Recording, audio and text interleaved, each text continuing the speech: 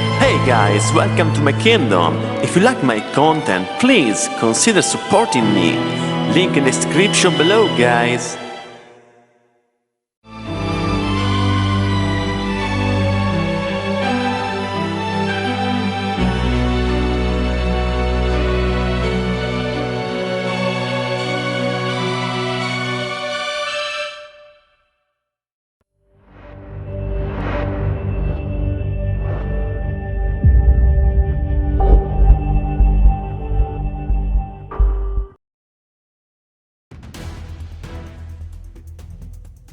In the vast landscape of fantasy, epic storytelling, and moral philosophy, two villains have left an indelible mark. Naraku, the cunning and malevolent half-demon of Inuyasha, and Muzan Kibutsuji, the ancient demon king of Demon Slayer. Two worlds, centuries apart.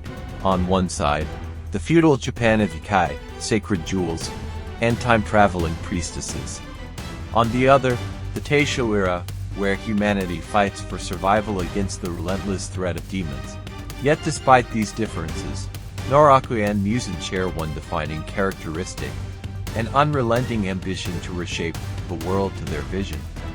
One manipulates through deceit and shadows, the other dominates through fear and absolute power. In this episode of Fedrick Fantasy Kingdom, we explore their origins, the forces that oppose them, the intricate web of power they weave, and the deep contrasts that define their darkness. Naraku's story begins with a man named Onigumo, a human consumed by desire, betrayal, and tragedy. Burned and broken, he willingly allowed a horde of demons to fuse with his body, giving birth to Naraku, a being caught between human weakness and demonic ambition. His essence is fractured, his body a collection of demonic fragments that allow him to create incarnations to carry out his schemes.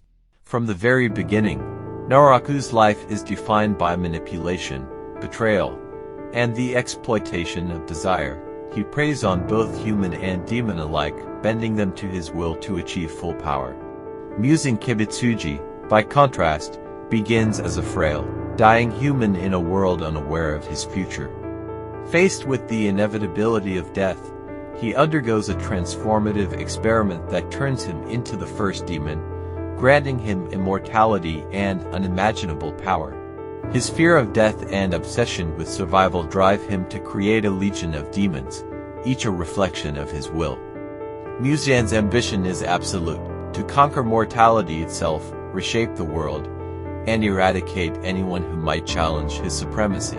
While both begin as humans who confront mortality, their paths diverge. Naraku amplifies his own malice through deception and manipulation, whereas Muzan transforms fear into dominance, imposing his will on the world itself. Naraku wields power subtly, through manipulation and proxy. He rarely fights directly, instead relying on his incarnations, Kagura, Kana, Hakudoshi, and others, each a fragment of himself with their own abilities. He uses these creations to orchestrate chaos, exploit weaknesses, and manipulate heroes.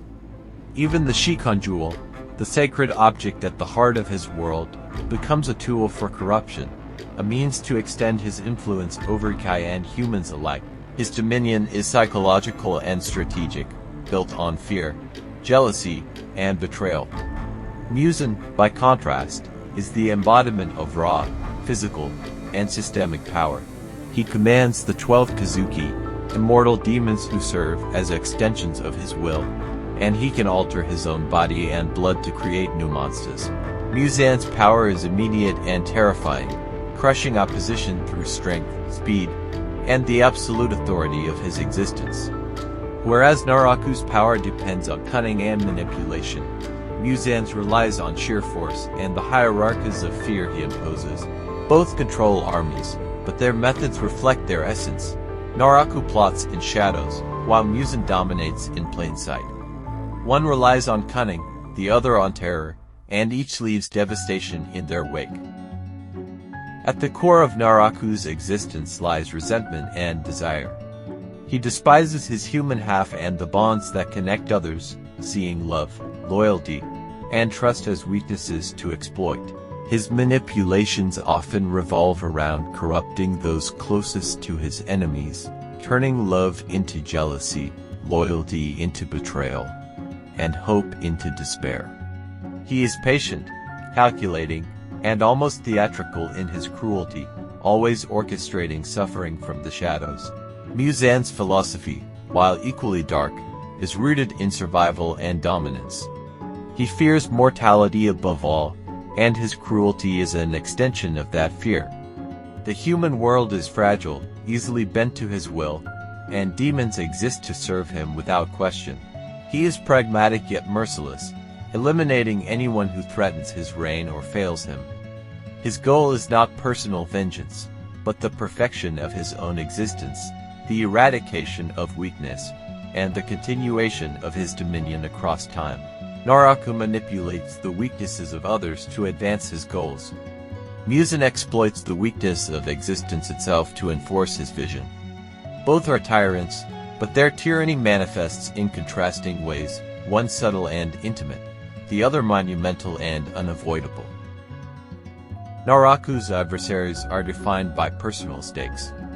Inuyasha, the half-demon torn between human and demon, and Kagome, the priestess connected to the Shikon jewel, directly challenge Naraku's schemes. Sango, Miraku, and Kohaku each carry wounds inflicted by his manipulations, turning family, friendship, and love into battlegrounds.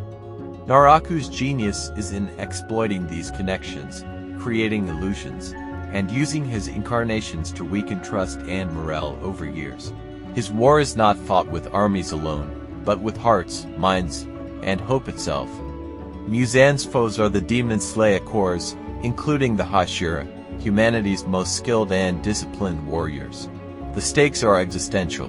The survival of humans against the near immortality of demons, the extinction of Muzan's species if defeated. Legends like Yoriichi Tsujikuni, who nearly destroyed Muzan centuries ago, remind us that even the strongest villain faces the consequences of past deeds. Unlike Naraku, who thrives on emotional manipulation, Muzan confronts opposition with overwhelming might and the threat of annihilation. The heroes must match not only his power, but his centuries-long cunning and adaptability. Naraku's dominion is subtle and intricate, a web of deception built over decades. He constructs false identities, uses his incarnations as extensions of himself, and bends events to his will. His empire is personal, a shadow that corrupts from within, aiming to destroy connections and exploit every weakness of his enemies. His final ambition is the eradication of his human side and the ultimate consolidation of power, achieved through cunning and patience rather than brute force. Muzan's empire is systemic, overwhelming, and enduring. He is the progenitor of the demon race, shaping their biology, hierarchy, and loyalty. His influence spreads across the land through fear, mutation, and bloodlines. The 12 Kazuki, each a formidable warrior, are not merely servants, but living instruments of his will. His kingdom is built on terror, and his reign is almost cosmic in scale, where the destruction of his enemies ensures both survival and supremacy. Naraku represents intimate, psychological evil, the manipulator who shapes tragedy from desire and betrayal. He has influenced generations of anime storytelling as the quintessential scheming villain, demonstrating how evil can hide behind layers of charm and illusion. Muzan represents systemic, existential evil, a force whose very existence threatens the world. His legacy is immense. He defines the stakes of demon slayer, embodies terror and immortality, and serves as the ultimate test of human resilience and courage. While both villains are defined by their power and ambition, their approaches highlight a critical difference. Naraku is the shadow that moves hearts and minds. Muzan is the dark sun under which all life must tremble. Naraku and Muzan are two sides of the same coin, both unrelenting in their pursuit of domination, both masters of manipulation, yet profoundly different in scope and method. Naraku orchestrates suffering from the shadows, breaking bonds and trust, while Muzan commands through sheer force, fear, and immortal authority.